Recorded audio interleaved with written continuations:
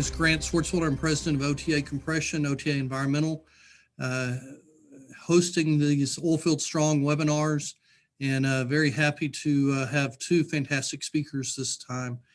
The Oilfield Strong webinars, as you all know, we were doing during the quarantine period of doing it weekly, and then with more activity and people busier, we've gone more toward about a once a month and kind of more special depending on the speaker and their potential timing. So we'll have a couple of other speakers that we've got lined up, but we'll send out that information. One is a former CEO of a private equity group that sold to a large public company, and give his kind of after the fact review of that. And then we also have an individual that actually did a private equity backed acquisition, raising the money and doing the deal, which is very hard to imagine in today's world. And then the third one that we are talking to and has had a local university do research on the cost monetarily and employment wise of having Saudi oil or foreign oil come in instead of using domestic oil. So I think very interesting topics, and we'll be sending that out shortly. Today, though, I'm actually very excited about these. Some of these presentations we've had, I've been kind of like, but this one I think serves the industry well, serves us all well. It's a couple of speakers from the Environmental Defense Fund, which you think, well, oilfield, why do we have them speaking to this audience? And I tend to think that, you know, both parties, whether it's the environmental side or the oilfield side, they might want extremes, but at the end of the day, there's a lot of things in between that could be done that could help not only the environment and the industry. And the nice thing about Colin, who I'll introduce in a second, is in visiting with him, he does have more of a practical vision. Don't prove me wrong today, Colin, but as far as really finding middle ground that can help both sides. And I think there's plenty of those opportunities, and that's part of the presentation that David and Colin will be making. Colin is the director of the Texas's Regulatory and Legislature Affair of Oil and Gas, and really works between the policy side, the scientific side, to try to merge together solutions and advocacy for here in Texas for the oil field. David Lyon, who will be our first presenter, is it's always impressive when in his title is scientist. So that must mean he's really smart. So not to put pressure on yourself, David, but he's been very involved with taking the actual data and applying it to allow Colin to kind of push the policy side. And David's been very involved with all the EDF methane flyovers, and that's going to be the initial part of the presentation. So with those very shaky introductions, I still appreciate y'all coming. David, let me turn it over to y'all. We're going to do a few slides that he has put together based on the flyovers that were done about a month ago, and then we'll go back to more of a question and answer. As you all know, if you have any questions, you can submit those through the Q&A bar down below or the chat bar, and we're happy to include those in our discussions with Colin and David. So David, let me turn it over to you and let you, probably the most impressive part of being a scientist is if you can figure out how to do the slide screen share, which I can't seem to do. See, you've already got a big check mark in my mind. So this is great. Thanks, Grant. Yeah, so today I'll be talking about EDF's Permian Methane Analysis Project, Permian Map. So here it's showing a really beautiful shot of University of Wyoming's research vehicle that is measuring methane emissions at an oil and gas facility in Texas. So showing one of our approaches to quantify emissions with advanced technologies. So EDF has been working on measuring oil and gas methane for about 8 years. And our approach has always been to partner with leading scientists to use multiple and independent methods to measure emissions, which allows us to compare the results and make sure they're accurate, and to publish the papers in peer-reviewed journals And so far, we've had over 35 papers published from our oil and gas methane studies over the last 8 years, including a paper in Science that estimated emissions were 13 million tons, over 85% higher than EPA estimates for US oil and gas emissions. But one real big difference for this Permian map project is, in addition to publishing papers, which often takes over a year, we're making the data available online rapidly, often within a week of measurements, to really facilitate mitigation. So having operators and other stakeholders be able to act on our detected emissions and fix the problems. And we're using several approaches to measure emissions: aircraft, vehicles, and towers. So, and we're looking throughout the Permian, but particularly in a 10,000 square kilometer area in the Delaware Basin, right along the Texas-New Mexico border, really focused in the core production area. So about 1/3 of the total oil and gas production in this box, with over 100 companies and 11,000 wells. But we are doing some measurements outside of the box, including in the Midland Basin. So now briefly to show some of the approaches we're using. So the first is some scientists at Penn State University have set up a network of towers. So they have these existing cell phone towers located around the Delaware. They've set up continuous methane analyzers at the base of the towers, and then a tube that measures emissions from about 300 feet up. So by continuously measuring methane concentrations and then using an atmospheric transport model, they're able to estimate on a daily basis what's the total methane emissions coming from this box. So it allows us to really look at long-term changes in emissions. Second approach is Scientific Aviation, a research aviation group based out of Boulder, Colorado. They're using an aircraft equipped with the methane sensor in two different ways. One is to fly their aircraft around the full box of the region and estimate total emissions. The second is an approach where they fly around a group of sites, such as several well pads. They measure methane concentration upwind and downwind, as you can see here, and then calculate the total emissions from the area they fly around during that time. And we're having them do these measurements over 100 flight days throughout 2020, and they're wrapping up. I believe this week is going to be their final week of measurements. Next group is University of Wyoming. They're using a EPA-developed ground-based approach where they drive their mobile research laboratory on public roads downwind of sites. They park the vehicle for about 30 minutes and then can measure the methane and calculate the total emissions from the site.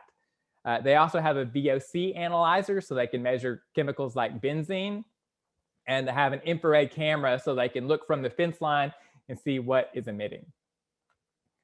The fourth approach, see if I can get this video started, is Leak Surveys Incorporated, the helicopter-based OGI company, and they're surveying over hundreds of flares in the region for problems. So here is a processing plant. You can see on the left a lit flare, but on the right, a very, very large unlit flare. So not only is this a lot of emissions, in this case, it may have actually been a potential safety hazard having that much gas near the flare. So here's a case where they actually landed the helicopter and told the facility immediately that there's problems. So these are our four main approaches that we've been using throughout the year.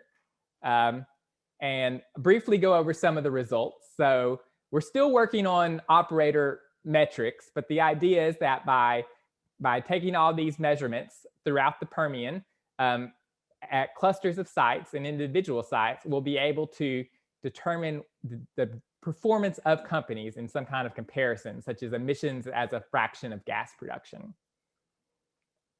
But this is very challenging, particularly because there's a lot of sites, and oil and gas sites can have highly variable emission rates. So sometimes they may be very low, other times very high. So you need a lot of samples to get accurate measurements. But we have found that by being able to detect these high emitters, it has led to mitigation. So these large emitters are very common. Here's an example of one we found, the aircraft found in late September. It's a compressor station in the Midland Basin. You can actually see the leak coming from this tank. I don't know if it's like a liquid dropout tank, but you're probably seeing water vapor coming out from the atmosphere because there's so much methane, it's cooling the gas. So this is unbelievably large. They quantified it. It was over 300 tons of methane emitted in about 2 days. And we're finding that these kind of sources are very common in the Permian. So you have to, so traditional leak detection where, you know, go out a couple times a year would not really help. You need to go out very frequently or have kind of continuous monitoring so you can really detect these super emitting sources. Also, seeing our flare performance survey, we performed actually 4 of these so far, surveying over 300 flares both flares that we had detected with a satellite and also going over systematically an area and having the helicopter survey every flare they see. And we were pretty shocked by the results. So found that consistently 11% of the flares had problems, including 5% that were unventing, like the flare you saw at the processing plant. So because of this, at the very least, means about 7% of the gas is emitted. So rather than a 98% combustion efficiency, like EPA assumes, it's at the very best 93%. So meaning that flaring is a major source of emissions in the Permian, and that you could reduce emissions by both getting rid of flaring and making the existing flaring more efficient. I'll briefly mention we do have some. So we do have the data. You can get it on Permian Map, our website, so you can see it in both the map interface and download it. So just briefly, some of the data you can get are the aerial flights, seeing like these shapes where they actually did a measurement, seeing the emission rate when it was taken, and then the associated infrastructure. So who has well pads in those areas. You could also get all the flare videos, the flare survey results, including the infrared videos. And then you can get regional emissions data. So we currently have the late summer and fall data showing emission trends.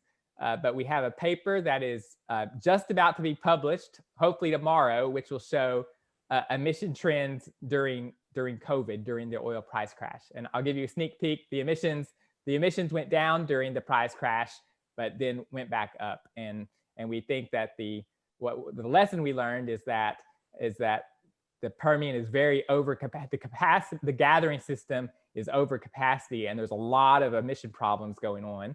And if production is reduced slightly and gets the kind of over, and you relieve those capacity issues, then you actually have improvements in emissions. So it's showing that by slowing down the rate of production and trying to make sure that the gathering system's not over capacity, you could perhaps have really great improvements in performance. And finally, I'll just mention we do have operator response form. So if you have any production in this area and you see that emissions were detected at your site, you can respond to it. So for example, if you want to use your own approach to detect emissions and fix those, and then send that to us, then we can put online so the public can see how you respond to the data. So that's all I have for my presentation. So I'll turn it over to Colin now. Yeah, thanks, David. And Grant, I'm going to let you kind of lead the rest of this, but thank you for that introduction up at the front. I do think that on the issue of both methane leaks, which the industry has been engaged on since the beginning, there's obviously some opportunities there for some shared agreement around, actions forward and things that can be done. And then on the issue of flaring in particular, I also agree there's a lot that can be done there. I kind of think of the flaring issue in 2 ways. One is the policy side, which maybe there's probably more areas of disagreement there around what should be done in order to reduce flaring. But then the second piece of that is, regardless whether or not EDF, we got our dream of sort of a regulatory scenario around flaring, there's still always going to be flaring for health and safety. And so making sure that these flares operate correctly seems to be an area of our topic that that there ought to be some broad kind of ways to move forward on. And I don't know if it's all technology or if it's operational, but maybe that's one of the things that we could talk about today. We did do a presentation with industry on the Permian map a few months ago and highlighted the flaring issue and sort of had the beginnings of a discussion around flare performance. And my takeaway from that is that the issues are perhaps varied. I don't know, David, if we've matched up the meteorological conditions yet to see what kind of impact weather had. I do know that industry often points to weather as an issue around flaring performance, and no doubt that is a reason. But it seems like there's several other different issues around flaring that gets in the way of performance, including variable gas throughput, liquids clogging things. So it does seem like there's probably several areas that need to be worked on to really improve flare performance. One of the questions I had and I've continually have this, when we try to quantify the amount of gas that is being vented or not treated properly, and I'm kind of focused more on the flare side since we just talked about that, but the 11% versus 5% and how you measure that, David or Colin, how do you obviously data is important, but how you get that and how it, that's where everyone starts like, oh, that's too much, or oh, it's not enough. How do you quantify that? And can you give us a little kind of, whether it's the technical side or the scientific side of how you've come to those numbers? On the flare numbers, yeah. So that is a qualitative study, but those are the results from a survey. So basically it's 5% of the observed flares with an infrared camera. The technician determined that it was unlit and venting gas. And then another 6%, it was lit, but they could see hydrocarbons coming off the flare. So it was inefficiently combusting, and all the rest of the flares also would have had incomplete combustion, but not at a level where they could have seen it. So it is qualitative, but we are looking at approaches for next year of possibly actually measuring the flare combustion efficiency, measuring the methane and carbon dioxide and seeing what is it. And my guess is it's going to be extremely variable and probably change second to second. So it's going to be, you have to get a lot of measurements to see how the flares actually perform in real world conditions. Well, but that's at least better with what you just said, because I thought you were talking kind of volumes of gas, and I didn't know how you were determining those volumes, but you're talking percentage of flares actually, which even if it's qualitative, that's more easily determined qualitatively because you can see if a flare is smoking or not smoking, as to trying to figure out the volumes. And then I guess you could back in. Have y'all tried to back in the volumes associated with that then? Yeah, currently we're just assuming that there's no relationship between flared gas volumes and malfunctions. It's kind of random, but we may be able to actually match up the flares with problems to their flared gas volumes or gas production, and then look at more detailed relationships. And Grant, we have done overall basin flared volumes as well as operator flared volumes based on Railroad Commission data, the operator submitted data through the monthly production reports. And then we also, on overall basin total volumes of flared gas, use the NOAA satellite data, which I think is becoming more and more accepted as reliable. I know that I think some of the oil and gas companies are actually working with those researchers that are based, I think, out of, is it Colorado School of Mines, David, that work on the technical algorithms behind that quantification method. So I think one of the interesting things about those qualitative flare surveys, I do think those numbers are pretty shocking, I would say, but I would say one of the other interesting things is how consistent they've been. It hasn't been where we've been out with a flare survey and come back with very low numbers. It's that they've all come back pretty consistently in that 10 to 11% malfunction range, with roughly 4 to 5%, sometimes 6%, but you get the average of about 5% completely unlit. So the consistency on those flare surveys has given us a fair amount of confidence around it. Confidence, but I guess that would be a little discouraging that that those percentages haven't improved, because clearly there's been more publicity and more companies focused on that. So I find that amazing that they've stayed as consistent as you've said. Yeah, I think that's right. And, we have seen big improvements, particularly amongst the larger operators, on flared volumes. And, I think obviously some of that's related to the economic conditions right now, but at the same time, I also think it's, pressure from the capital side of things. Investors are pretty keyed in on the flaring issue right now. And I know that they're talking to their oil and gas asset companies about flaring. So we have seen big improvements from a lot of the companies on the volume side, but it does seem like this performance issue is a little bit stickier.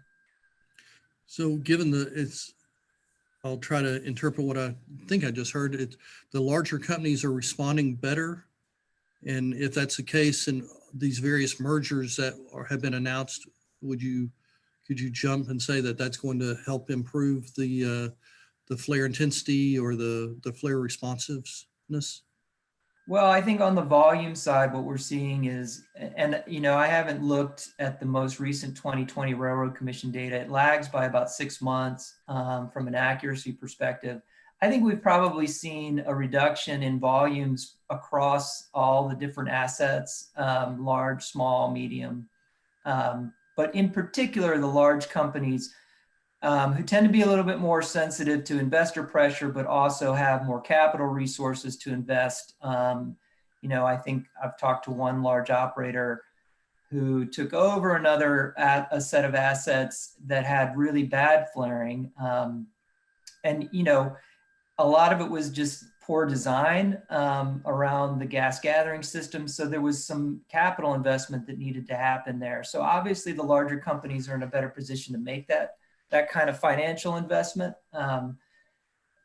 On the medium side, I think that the private equity groups that tend to kind of be involved in more of that mid-range company are starting to look at flaring amongst their assets as well. I do think that we saw in the past a situation where you had some of these kind of mid-cap companies that were private equity funded, not caring at all about what they were doing with their gas.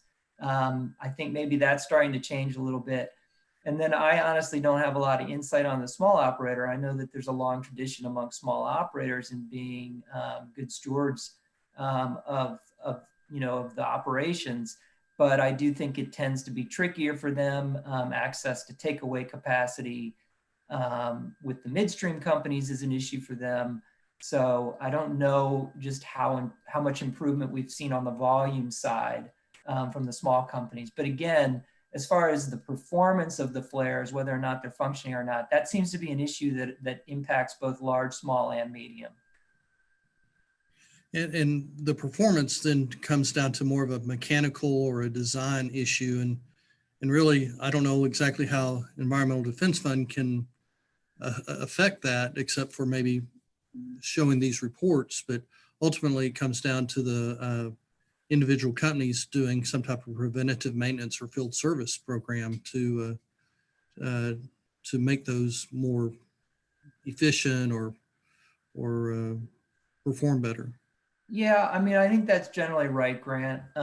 We have, though, in the methane space, we've worked on sort of tech innovation projects around methane. David might, talk a little bit about that if you want, but, we've done these methane challenge pilot programs where you're trying, this continuous monitoring, obviously, walking around with an OGI camera to detect leaks, while it's the best we kind of have right now, it's not the most efficient way to find these large intermittent leaks. So this whole continuous 24-hour monitoring is sort of the wave of the future, whether that's satellite or done aerial or on the ground. There's a big mesh project that Exxon and Pioneer and the University of Texas are involved in that we work on as well. So we have been engaged on the technology side on some of these issues. I don't know if there's a role for EDF on that when it comes to flaring technology, flaring performance. But that's always a possibility that EDF would be willing, or the opportunity could be there. I just don't know if it exists. I think that's probably a question for industry to kind of say whether or not there's some new tech out there on flare performance that is making a difference or could make a difference that needs to be piloted.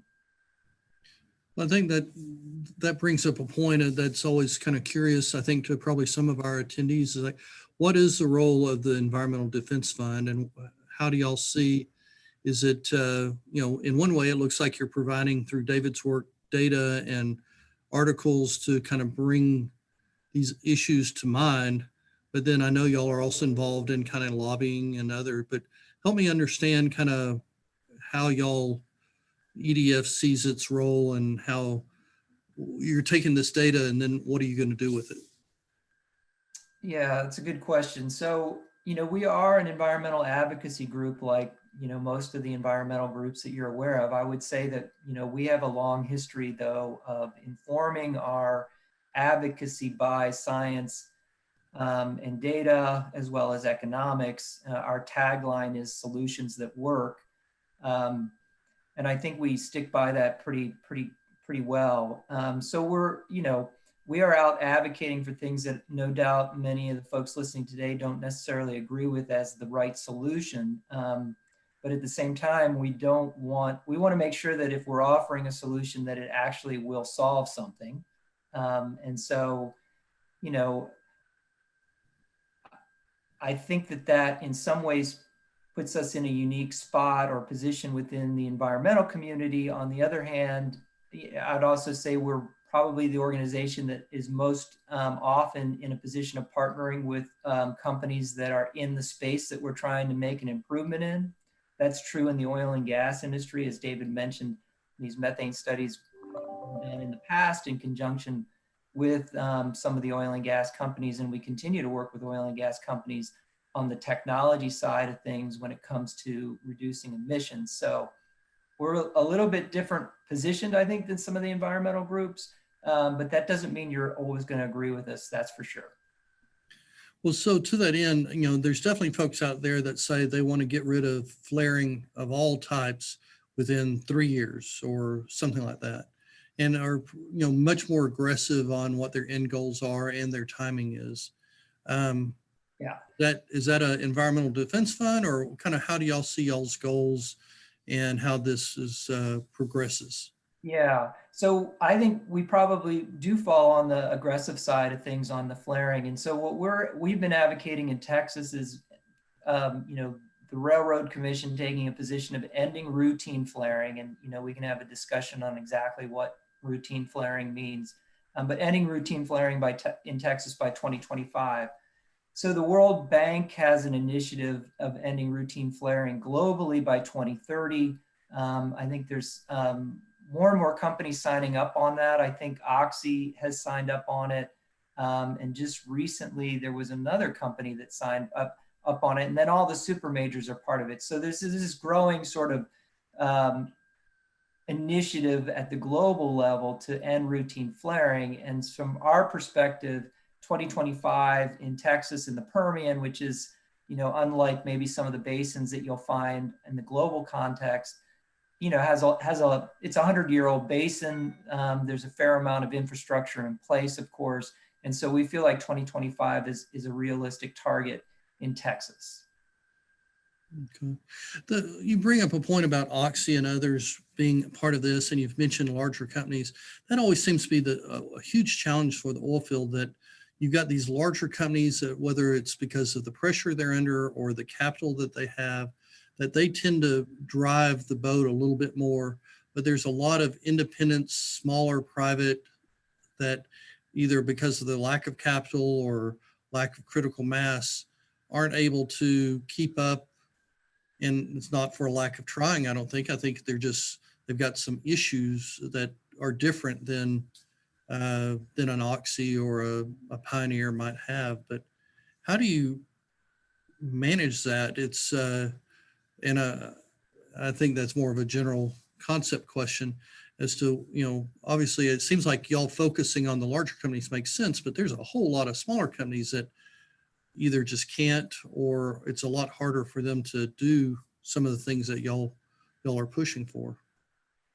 Yeah, so I don't know if I have the answers to that, because I do think it's a difficult question. I think that, though, that part of it may just be that some of the smaller companies think that they don't have the capacity to do some of these things, and in reality maybe they do. That, some of this stuff is getting cheaper and cheaper. I did think it was interesting when the Railroad Commission had its big proration debate back. I don't know, I'm losing track of time, Grant, during the during these time period, but I think it was in, was it April or May, when the proration debate hit the Railroad Commission. And in some ways that debate at the Railroad Commission, I think they had at least almost 100 people testify around the issue of proration, but flaring came up repeatedly. And it was a lot of small operators that brought it up in the context of wanting to see it come to an end. So I get the sense that there's a lot of small operators out there that, just historically don't like the concept of flaring and don't do it themselves. So I don't know if it's I don't think it's a philosophical issue. Like you say, I think there's some challenges there, maybe on the money side, and then just sort of where they're positioned within the midstream market. I do wonder on this midstream issue if there isn't a role for the Railroad Commission to play on that, in helping some of the smaller operators get some sort of guaranteed access on takeaway. But maybe I'm dreaming and that's a silly idea, but it seems like maybe there's some things that could be done to help on that side. In the nice happy world, all the midstream and the upstream all work together, don't they? Right. Right. Well, we talked a lot about flaring, but clearly there's other issues on the environmental side, but flaring is clearly a very visible. Where do you see, Colin or David, kind of the other areas that are going to pick up steam over the next year or so? Maybe I can speak on leak detection. So I think we'll see a lot more widespread adoption of these approaches for rapidly detecting leaks. So both aerial approaches, particularly there's aerial remote sensing approaches now that can for example, survey the entire Permian in a couple of days, and they don't detect all emissions, but will detect the really big emissions. So hoping more companies will use that, so they can maybe have things like daily surveys going on, and companies could share, come up with ways of sharing costs. So there's basically continuous monitoring of high emissions. The other option is continuous monitoring. So for example, EDF has our project Astra, where we're collaborating with some operators on testing out stationary monitors. So you can have sensors set up continuously in the field and then use advanced analytics to figure out basically when you need to respond to something. So not just get emissions data, but is there a problem? And then you can send out workers as quickly as possible when the system detects it. So I think it's really those kind of systems, and then integrating those with kind of SCADA systems and other data. So it's really making the oil fields high tech and data rich as possible, so companies can use those data to both reduce emissions and improve the efficiency of their operations. And then, go ahead, Colin. No, you go, Grant. You want to follow up with that? Well, I think data can work to everyone's benefit. That because there's a lot of people believe that the oil field has definitely done things better, but if you don't have the data to show it, then it's harder to prove that. And then from y'all's perspective, it's if you have data, then you can see if things are better or worse and what's caused that, and respond accordingly. So it definitely seems like the use of data, the accumulation of data is going to be a big driver over the next year or two, or has already been, but will only increase that. And to your question, Grant, I think on the other outside of air, and I'll get back to maybe answering this question on a bigger trend kind of way, but I think produced water will continue to be, and water in general, as a resource will continue to be an issue in the oil field. We've seen that in New Mexico and Texas. So just both water from a freshwater use in the oil field, as well as produced water and disposal wells, and then this kind of conversation that's happening around alternative uses for treated produced water. Obviously, treating the produced water and reusing it within the oil field is, EDF supports that. It takes pressure off of freshwater resources. But then there's these questions around, well, can we treat that produced water and then discharge it and put it to some sort of beneficial use? We think the jury is out on that, and there's a lot of science that needs to be done before we can answer that question. But it's definitely an issue that's being explored. So I think that those are out there. And then I'd say on the trend, the bigger trends, I saw a panelist at I think it was TAP had a conference, and this panelist was talking about how ESG, this environmental, social governance, kind of this trend within the investment community. This panelist was saying how they thought it was, just all due to politics, and that it was in some ways almost a fad, which made me think about our, grandparents back in the 1950s telling their teenagers that rock and roll was a fad. I don't think that's true. And in fact, I think at some point we'll probably even get rid of ESG as a tagline, in the sense that I think that the investment community is going to increasingly evaluate their assets on a risk basis in the context of climate change. And I don't think there's any way for the oil and gas world to escape that. And so I think that these issues around methane emissions, around flaring, are only going to grow. I think we've seen it in the investment community. It's going to continue to grow in the investment community. I think that is now moving to the large consumers. I think that the oil and gas industry is in agreement, at least in Texas, that the growth opportunity for natural gas is in the export market, in the LNG world.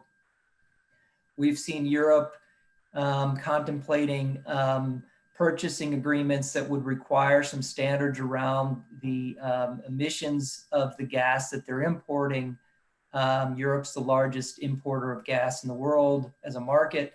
I think that trend will continue in Europe, and then probably eventually move to Asia. So I think that this concept of, pressure on the oil and gas industry around emissions is only going to increase, and it's not going to just be environmental groups. It's not right now, but the pressure is only going to increase from places other than, folks like EDF. And I think that's just the way it's going to be. And that pressure seems to be coming, and you've mentioned it a couple of times on the investment side, but do you think that most of that pressure is, I know it's hitting different forms, regulatory, public, but really seems like from a capital standpoint and investment standpoint, over the last several years, that's become a bigger driver of the influence. Yeah, and I think that's right. I think that we've seen large improvements on flaring volumes, as I've mentioned before, and as much as I'd like to take credit for it, or maybe the environmental community would like to take credit for it, I think it's been the investment community that's largely driven that. And I think that's going to start to move to a new segment, which is the actual consumer, and particularly, countries that are importing LNG, maybe to replace their coal plants, or for other energy needs. I think that's going to start to transfer to the large consumer market as well. Mm-hmm. Well, obviously we had an election, some changes are happening. They've just announced, they've been announcing different cabinet members. So clearly there's going to be a change on the EPA side and some of the other regulatory side. How do you think that'll manifest itself over the next year or so?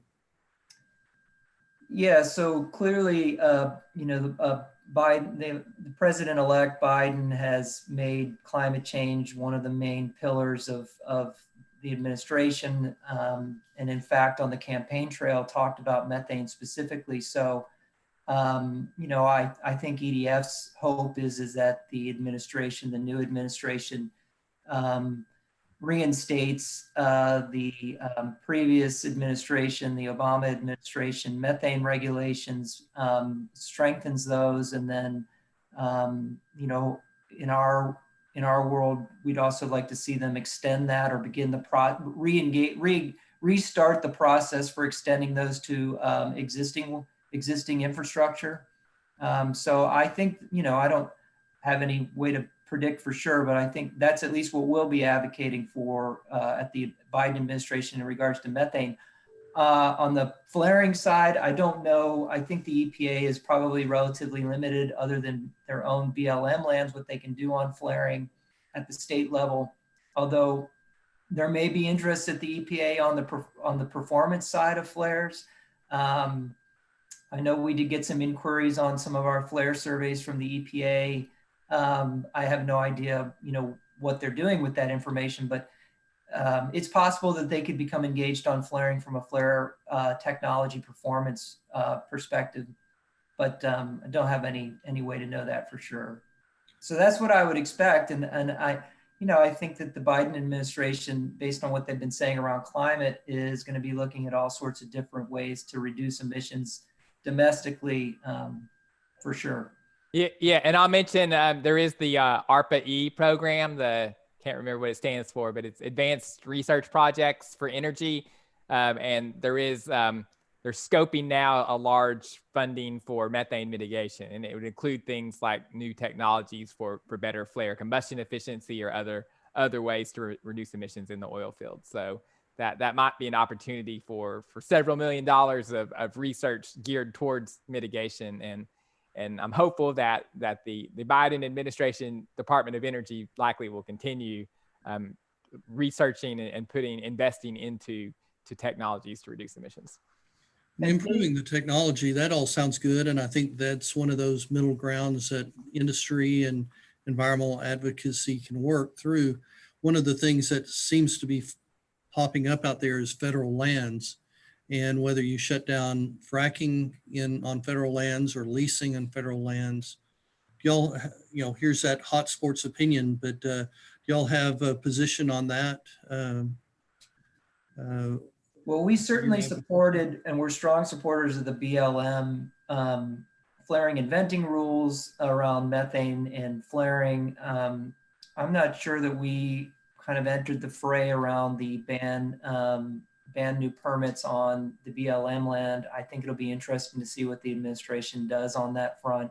I certainly think at the very least that my understanding is there's such a backlog of permits that if you were to ban any new permits, that you'd still have at least a couple years worth of permits out there. But I think regardless, they're going to come under increased scrutiny. So I don't know what's going to happen there, Grant. Yeah, I think that's a big question there. And then kind of back to the EPA enforcement, the last 4 years, there hasn't been as much enforcement generally directly from the EPA as there had been previously. And so I think that's another area where folks are going to be interested to see how active or proactive the EPA will take from kind of more of a enforcement or a kind of a more of a harsher type approach. So it's yeah, I mean, EDF, like most folks who are engaged on the climate conversation, we do believe that we need to be working towards net zero emissions by 2050. And I think that the writing on the wall there is that that's going to involve less fossil fuel use. I tend to believe, and I think most of the folks at EDF tend to believe, that if that's going to happen, it's going to come from a mix of policies as well as market conditions on the demand side, as opposed to sort of a fiat against banning drilling in any particular area. And I do also agree with some of the critics of that you can kind of have unintended consequences as far as transferring emissions to other areas that may not, or transferring production to other areas that may not be as good on emissions. So I think that folks need to be careful about that sort of stuff. Let's go back real quick, and we're about to run out of time, but on the water, that's always been something that has amazed me over the years, that hasn't been as regulated or discussed near like the air side. And I think partly that has to do with the EPA's ability and kind of how it's controlled and governed. But there is a huge amount of water that's being used in the oil field and disposed of. But how do you see the these changes that you alluded to? How do they really happen? Because again, I'm not an expert here at all, but doesn't seem like there's near the regulatory environment to force certain actions. Yeah. Well, so Texas has done, I think, over the years at the legislative level, a few different things to improve or make it easier for oil and gas companies to recycle their own water, to use that instead. But it is a difficult issue because, to really do it at scale involves quite a bit of large infrastructure investment. And if you're kind of fragmented with your lease holdings, that gets tricky. We've also seen landowners wanting to charge kind of transport fees across their land for the produced water. So it gets difficult fast, but we have seen some real improvements with the use of recycled produced water by, lots of companies. And I think that'll be a growing trend. I don't know where the max limit on that is. I think on the disposal side, EDF actually thinks disposal wells are a pretty good way to deal with produced water, and they have a relatively long track record of being an environmentally safe way of disposing of produced water if they're done correctly. So, we don't have any desire to see disposal wells go away. I'm sure there's improvements around permitting and other things. Seismicity is always a concern. I do think that the seismicity issue is dealable and fixable. And we've seen some improvements on the regulatory side, both at the Railroad Commission and in other states. Oklahoma's done a pretty good job with seismicity. I think probably the biggest challenge is the resource side. Fresh water is going to continue to be an issue out west. New Mexico's in a long-term drought. And then, so the pressure on water resource is only going to increase. And this idea of using produced water as a water resource, like I said, for EDF has a lot of challenges. So, we're not ready to be a booster of that. Well, I was very pleased that when you brought up the getting rid of routine flaring by 2025, that our attendance didn't just drop like a rock. So, but I think they do understand that there is some changes that need to be made, maybe not agreeing that it all needs to go away by 2025, but again, kind of depends on how you talk about routine. But what are some of this is the big finale here, Colin. So help us, there's bound to be things that can help the oil field be better stewards, maybe better business folks, help on the environmental advocacy, and it's kind of a win-win. And it might not be these major strokes of shutting everything down or doing this or that, but if you had a magic wand, what are the areas that you think industry and advocacy and stewardship could kind of work together and everyone agree that this is, for the cost, the benefit's good? Yeah, and I'm going to probably sound like a little bit of a broken record on this, but I do think that, as I mentioned, the tech side, I think there's always opportunities for cooperation and agreement around, new technologies, alternative compliance on the methane space. figuring out ways to make it cheaper and easier for oil and gas companies to comply with methane emission standards is definitely something we're interested in working with industry on, and in working with industry with the EPA on. So that's certainly something that, you know, I think that there can be some common ground on.